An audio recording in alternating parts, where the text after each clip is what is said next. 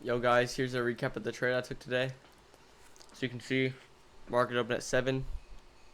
We had this huge news candle which tapped into London high. Then we rejected off of this candle type stuff. So I entered, put my stop up right on the high, like above it. I targeted 1 to 2 risk reward ratio, and bang, it got hit. So W trade. Oh yeah, guys, and since the government shut down, the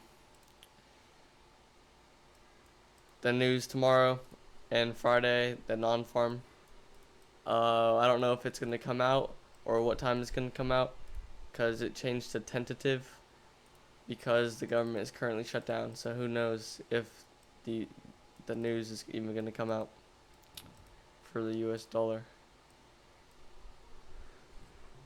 So yeah, but price action like USD should still be chilling because it's foreign pair.